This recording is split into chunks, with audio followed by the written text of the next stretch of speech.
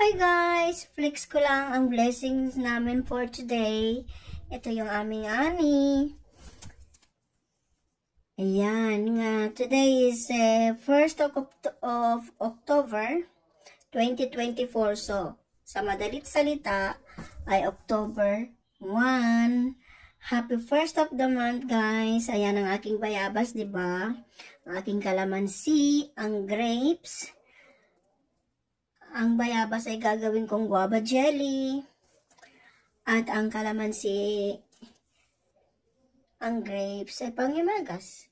Yan, ang aking kalabasa ay gagataan ko guys. May kasamang sitaw, ang kamatis, pang salad syempre.